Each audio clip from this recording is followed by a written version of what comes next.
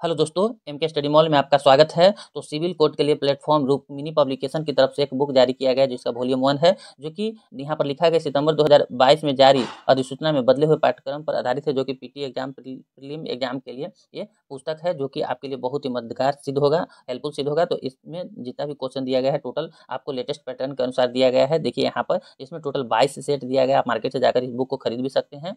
Civil code clerk, court reader, सहगवाही लेखक एवं स्टेनोग्राफर की नियुक्ति 2022 के लिए है। तो इस बुक को अगर आपके बगल में होगा तो आप बगल के मार्केट से बुक दुकान से खरीद सकते हैं, और नहीं तो यहाँ पर आप प्रैक्टिस सेट लगा सकते हैं, जिसमें कि हम आज सेट 2 लेकर आए हैं, जो कि आपके लिए एग्जाम के लिए इंपॉर्टेंट सिद्ध होगा। तो जरूर एक बार इस क्वेश्चन को देखें, और आप अगर मेरे चैनल पर नए हैं तो जरूर इसे सब्सक्राइब कर दीजिए। हो सके तो इस वीडियो को अपने दोस्तों में शेयर करने का प्रयास कीजिएगा, ठीक है। तो चलिए हम शुरू करते हैं। और साथ ही साथ इसमें है कि क्वेश्चन बैंक पे आपको दिया हुआ है, जो पिछला एग्जाम जो ली गई थी उसका टोटल का क्वेश्चन बैंक पीटी का दिया गया है यहाँ पर, ठीक है। तो चलिए देखते हैं, यहाँ पर हम लोग देख लेते हैं इसका सिलेबस क्या है, जो कि आपके लिए हर एग्जाम के लिए अलग अलग है। तो ये टोटल एग्जाम के पर्पज से बनाया गया है, खास करके क्लर्क और प्यून के लिए यह जो इम्पोर्टेंट बुक है। तो हिंदी भाषा एवं व्याकरण, अंग्रेजी भाषा एवं व्याकरण, सामान्य ज्ञान एवं समसामयिकी, गणित, तार्किक क्षमता और बेसिक कंप्यूटर का ज्ञान, ठीक है। तो इसमें हम लेकर आए हैं आज सेट 2। तो चलिए शुरू करते हैं सेट 2। चलिए देखते हैं पहला क्वेश्चन, तमस के लेखक कौन है। तो इसका आंसर होगा ऑप्शन नंबर 2, भीष्म साहिनी, ठीक है।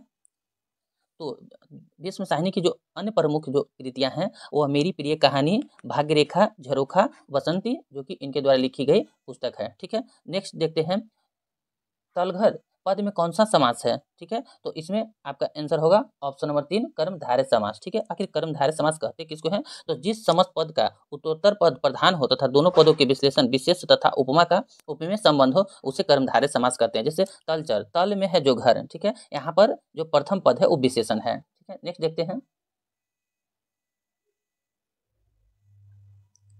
अष्ट धातु में कौन सा समास है। तो अष्ट धातु में यहाँ पर ऑप्शन होगा एक द्विगु समास। देखिए जिसमें भी आपको पहला पद अगर संख्यावाचक हो, ठीक है, और अंतिम पद संज्ञा हो, तो समझिए कि वो द्विगु समास होगा। कभी भी आपको संख्या लगा हुआ वर्ड दिखाई दे तो आप समझिएगा कि वो द्विगु समास है। जैसे कि त्रिनेत्र, 2 गुना, 3 गुना, 4 गुना, 5 गुना, जिस तरह से हो वहाँ पर सॉरी त्रिनेत्र का एक अलग अर्थ निकल जाता है तो दूसरे समास में चला जाता है। मतलब गुना लगा हुआ हो तो आप समझ जाइए, जिसमें संख्यावाचक लगा हुआ हो तो आप समझ जाइएगा कि वो कौन सा समास है, द्विगु समास है, ठीक है। द्विगु समास के एक दो और एग्जाम्पल, चतुर्वेद, पंचापत्र, त्रिभुज, चतुर्भुज इत्यादि जो है इसी का अंतर्गत आता है, मतलब उसमें संख्या लगा हो पहले में। नेक्स्ट देखते हैं, गगनचुंबी शब्द में निम्न से कौन सा समास है, ठीक है। तो गगनचुंबी जो है आपको यहाँ पर तत्पुरुष समास है, ठीक है। ऑप्शन नंबर 2, तत्पुरुष। तो इसका है कि देखिए जिस समास को तोड़ने पर जो कि कारक का विभक्ति पता चले उसे हम लोग क्या कहते हैं, तत्पुरुष समास कहते हैं। तो तत्पुरुष समास में गगन को चूमने वाला, ठीक है। यहाँ गगन चूमने मतलब गगन को चूमने, तो को का यहाँ पर लोप है। नेक्स्ट देखते हैं, नाक का गुस्सा होना मुहावरे अर्थ में कौन सा है। तो नाक का होता है तुरंत क्रोध होना, ऑप्शन नंबर 1 होगा तुरंत क्रोध होना। नेक्स्ट देखते हैं क्वेश्चन नंबर 6, जो बहुत गहरा हो वाक्य के लिए एक शब्द का चयन कीजिए, ठीक है। तो इसका आंसर होगा ऑप्शन नंबर 1, अगाध, ठीक है, जिसकी मतलब, तो इसका आंसर होगा असुर मपस्या, ठीक है, जो स्त्री सूझ ना देख सके, ठीक है। नेक्स्ट देखते हैं,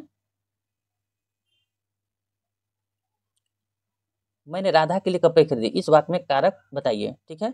तो इसका आंसर होगा ऑप्शन नंबर 3, संप्रदान कारक। जैसा कि आपको पता है कि कारक का जो है चिन्ह है, कर्ता ने कर्म को करण से के द्वारा संप्रदान को के लिए आपादान से संबंध काके की अधिकरण में पै पर संबोधन हे हो अरे अजय। तो यहाँ पर होगा ऑप्शन नंबर 3, संप्रदान, ठीक है। नेक्स्ट देखते हैं,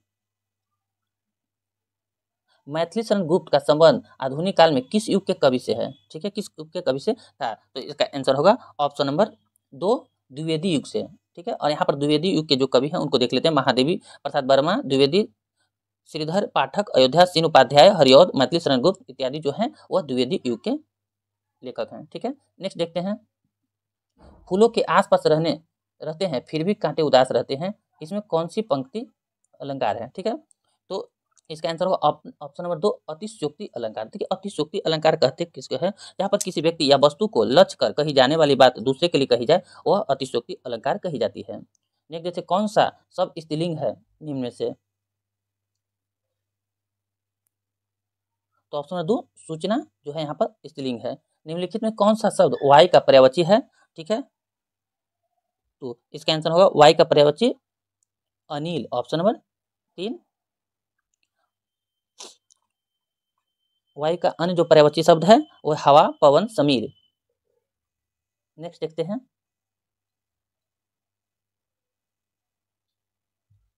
दिए गए किस वाक्य में सकर्मक क्रिया है। सकर्मक क्रिया मतलब जिसमें कर्ता सक्रिय रूप से एक्टिव हो, ठीक है। तो इसका आंसर होगा ऑप्शन नंबर 1 होगा, राहुल ने केला खाया। नेक्स्ट देखते हैं, हिमालय के लिए सही संधि विच्छेद कौन सा है। तो इसका आंसर होगा ऑप्शन नंबर 2, हिम जोड़ आलय।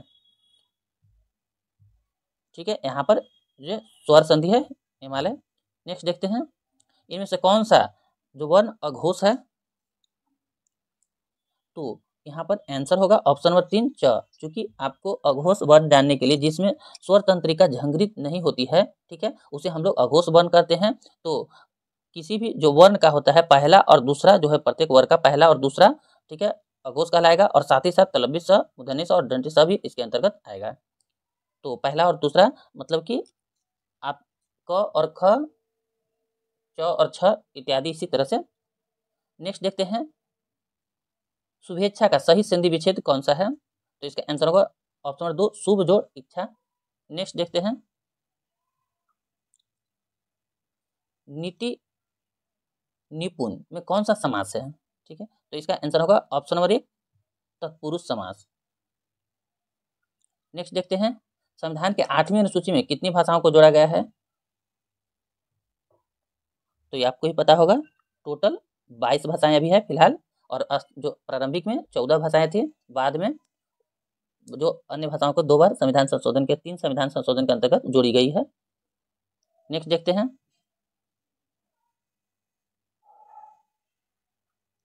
दो सार्थक शब्दों के मेल से बनने वाले को शब्द को क्या कहते हैं। तो इसका आंसर होगा ऑप्शन नंबर 4, यौगिक शब्द। नेक्स्ट देखते हैं, अंगारों पर लौटना मुहावरे का अर्थ निम्न में से कौन सा है। तो इसका आंसर होगा ऑप्शन नंबर 1, ईर्ष्या में व्यथित होना। ठीक है, तो इस तरह से आज सेट 2 खत्म हुआ। आप लोग बताइएगा कैसा रहा सेट और कितना आपका भी स्कोर आया।